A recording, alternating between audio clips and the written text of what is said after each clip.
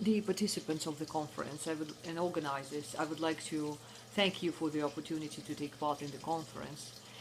And I would like to present my report titled The Problem of Identifying Socio-Cultural Difficulties in the Course of Teaching ESP Reading. I would like to say that in the course of learning foreign language for specific purposes, students encounter inter alia socio-cultural difficulties. The latter are difficult to reveal as opposed to lexical, grammar, or structural ones, frequently being unidentified by students.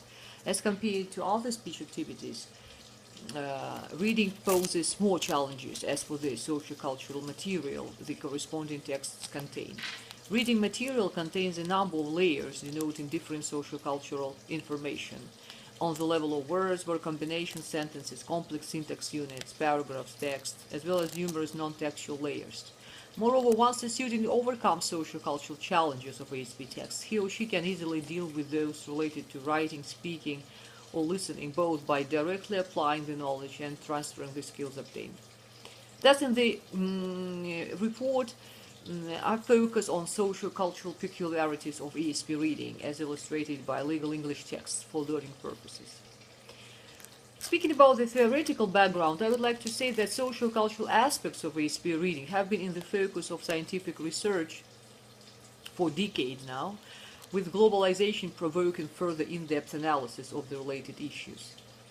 We can identify studies dedicated to general issues in ESP teaching,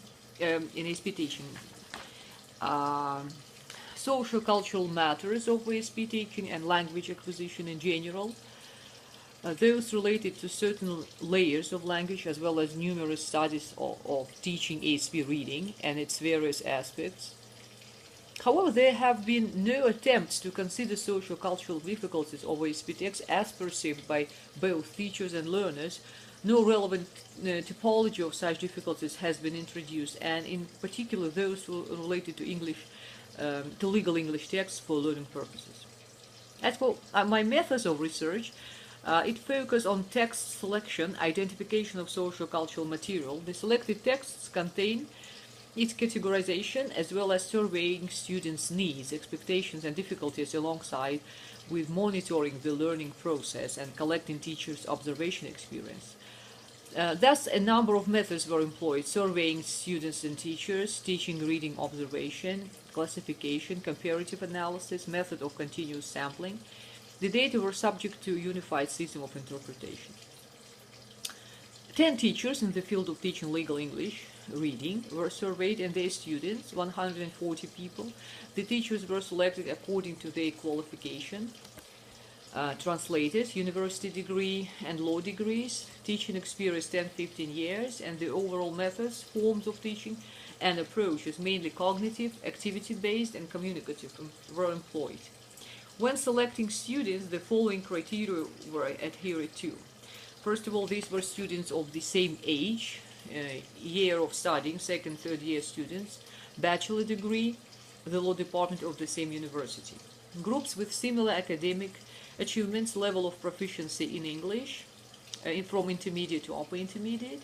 The unified system of data interpretation applied to both students and teachers survey data. The total time of training, 1 year.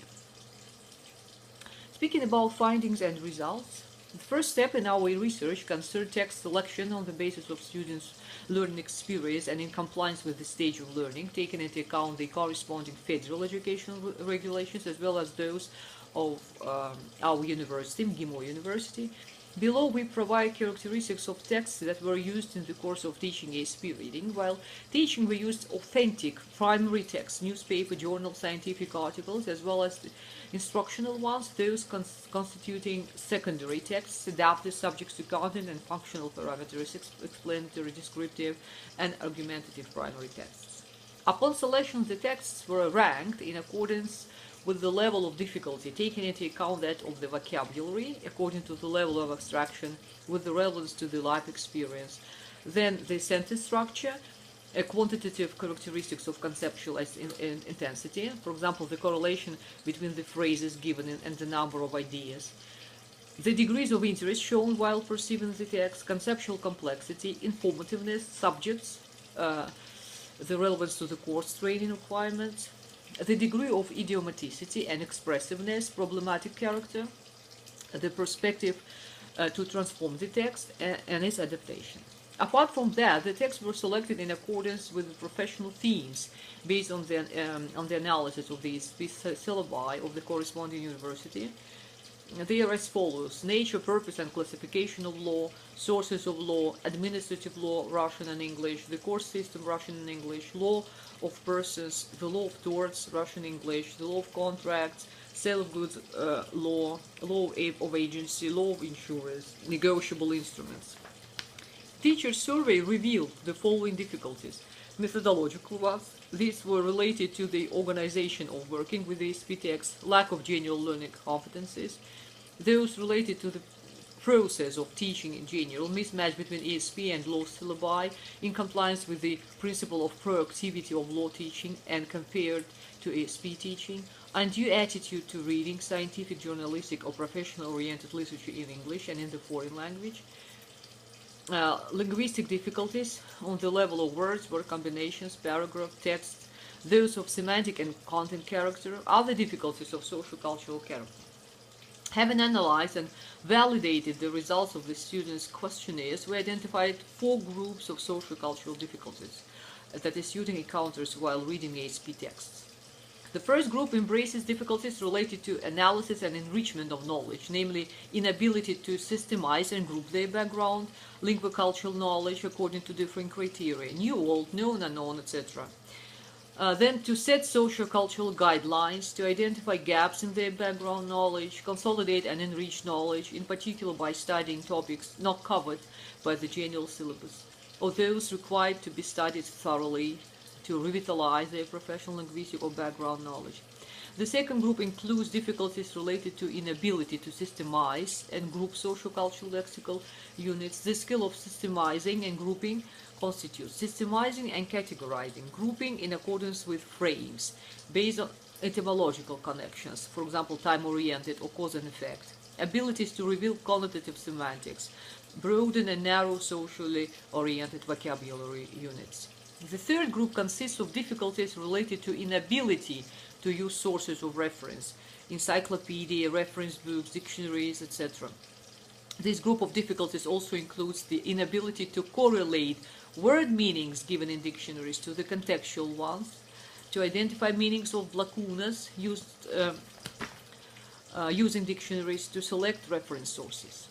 Using dictionaries and various reference books is an integral part of English teaching and ESP teaching in particular, due to the specificity and complexity of ESP content. But the unformed ability to use reference books does not provide for the desired results. The fourth group includes difficulties arising due to inability to contrast socio-cultural professional reality in English and in Russian. For instance, inability to spot lacunas, full and partial equivalence, semantic differentiation, establish associative links, for example, similarities and contrasts. We often spot students' inability to identify frequent interfering lexical units, where the word-by-word translation corresponds to a particular unit in their mother tongue. In our case, this is Russian. But in the context of legal English texts, acquires a different meaning. Such words as consideration, in the context of total consideration to be paid, or house, in the collocation company's house, clause, for example, damages clause, association, for example, in the collocation articles of association, etc. These acquire specific meanings, rather different or having nothing in common with their usage in general English. Moreover, students are characterized by the lack of skills to identify differences in the system of values, in the connotative semantics of socio-cultural units. They tend to establish stereotypes not corresponding to the reality of the language under study. Thus, socio-cultural difficulties in the course of learning a foreign language, in particular studying ESP texts, are caused by references, connotative links, etc. Comprehension of a text is possible due to comprehension of a particular socio-cultural situation, provided elements and facts of other cultures are identified, including those which are not present in the student's native culture, and also provided the elements and facts given are compared in order to identify similarities and differences. When we come to conclusions and recommendations, we should say that socio-cultural mistakes students make in the course of ESP reading are to a great extent caused by hidden socio-cultural challenges. Thus, the first step for teachers is to raise students' awareness of socio-cultural components of legal English texts. Teach them how to identify the latter at different levels, from words to non-text information, what techniques to employ to overcome them. To prevent such mistakes, it is required to consider the teaching style, the target and translation languages, the forms and methods of teaching reading students, students' learning experience, their professional and background knowledge. When the factors are determined, one should conduct a comparative analysis of the jurisdictions at issue, drill equivalency on the levels of words, word combinations, etc. Legal notions are of specific importance. Students shall be taught to identify full or partial equivalence as well as inclusion. One should also consider the cases when comparable notions are missing in one of the languages. Therefore, in case of full or partial equivalence as well as inclusion or terminological gaps, one shall be aware of the arsenal to employ, finding analogues, resorting to descriptive translation, borrowing terms, coining neologisms, etc. Being able to identify challenges, students learn to draw parallels between the legal systems at issue. They either look for an equivalent or its partial equivalent, and in case of gaps in notions and terms, investigate ways to denote the corresponding meaning of a lexical unit of the legal system in terms of another one, by means of either explanation, calquing, or other. Thank you for your attention.